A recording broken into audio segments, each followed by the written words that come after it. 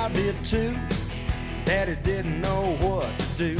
The banker came by the house one day, said he's gonna take the farm away.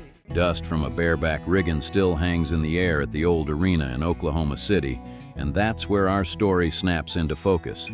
Because on December 11th, 1976, a rangy Wyoming hand named Chris LeDoux climbed off a bronc called Stormy Weather with a world championship buckle in his future and a notebook of cowboy songs in his duffel. Pull up a chair, y'all. Tonight, we're walking with the rodeo champ who sold cassettes out of a pickup, lit up honky-tonks with a mechanical bull, and took real-deal ranch grit straight onto country radio. Chris was born October 2nd, 1948 in Biloxi, Mississippi. Air Force kid, moved around plenty, summers with his grandparents stoking that itch for horses and big sky. The family landed in Cheyenne, Wyoming, and young Chris won the state high school bareback title twice, before a rodeo scholarship sent him to Casper College and then Eastern New Mexico. By 1970, he turned pro, sleeping in trucks, taping up aching knees, and chasing day money across the PRCA trail. To pay for diesel and entry fees, he started writing songs about the life he was living, riggins, pickup men, and that Powder River wind. With his dad, Al, he built a tiny do-it-yourself label, American Cowboy Songs, in 1970. He cut those first records in basements and little Wyoming rooms, then sold them out of the back of his truck.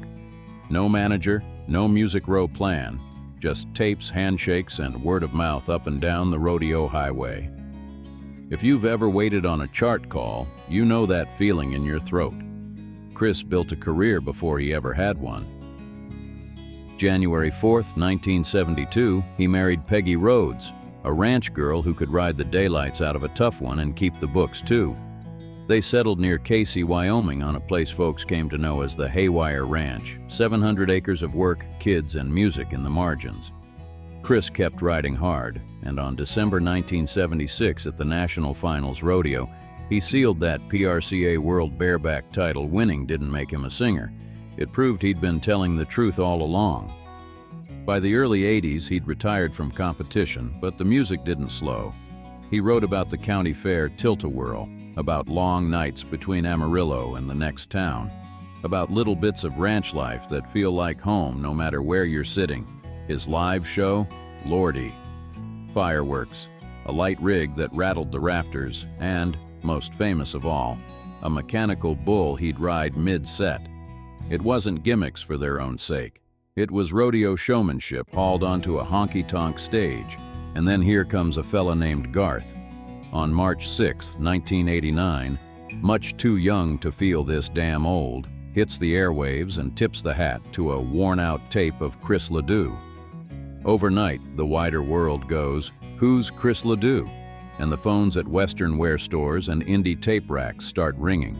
Chris signs with Liberty, cuts his major label debut Western Underground on July 22, 1991, and keeps that bar band energy even when the studio glass shuts. Now the singles. In July 1992, he teams up with Garth Brooks for Whatcha Gonna Do with a Cowboy, tracked at Jack's Tracks in Nashville. That duet climbs to number 17 on the Billboard Country Chart in September and opens the gate for a mainstream wave. Cadillac Ranch rolls to number 18, while fan favorites like This Cowboy's Hat, County Fair, and the tender Look at You Girl turn into setlist musts, even if they don't all bust the top 40.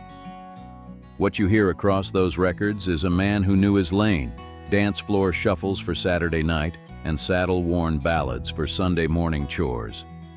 Chris never minded a curveball either, cutting Bruce Springsteen's Tougher Than the Rest, roaring through Life is a Highway, and trading a grin with Toby Keith on Copenhagen.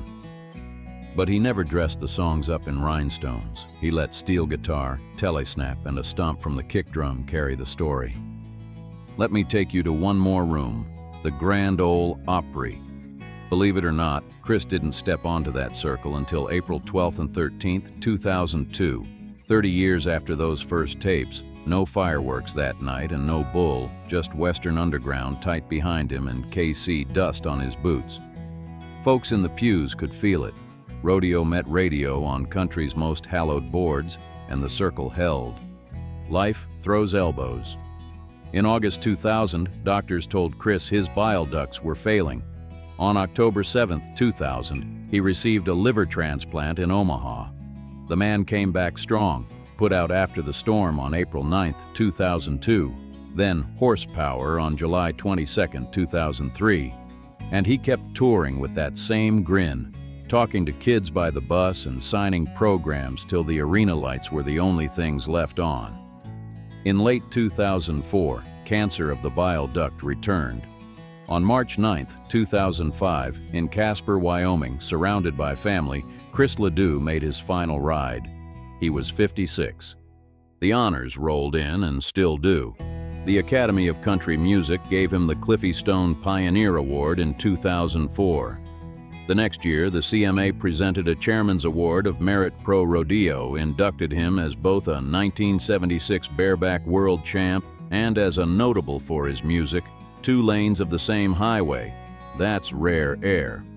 Back home, June 19, 2010, Kaycee unveiled Good Ride Cowboy, a 1.5 times life-size bronze by D. Michael Thomas, a 3,500-pound portrait of Chris spurring stormy weather, its base shaped like a guitar, because the man was both. The town threw Chris LeDoux days every June, rodeo in the sun, music under the stars, for 15 summers, closing with a last go-round in mid-June 2025. His boy Ned carried the songs out front, same way his dad carried them for folks before. If you're keeping score at home, Chris recorded more than 30 albums, 20 plus on his own label before Nashville ever came calling, and sold millions without a marketing machine. A handful of those records went gold and platinum across the years. But the thing that sticks ain't the numbers, it's the honesty. He wrote the way a good saddle fits, quiet, strong, and molded by use. He sang like a man who had dirt in his laugh and windburn on his cheeks. And he treated folks kindly, whether they were bullfighters in Abilene or shy kids in a merch line. There's a funny truth about cowboy songs. The good ones are really about all of us, trying, failing, climbing back on. Chris's legacy is a handshake between 2 worlds. He stood with one boot in the arena and the other on the Opry circle, and both crowds claimed him. If you've ever turned a county fair wristband into a memory or felt a skyline open just past the last gate, you know why these songs still land.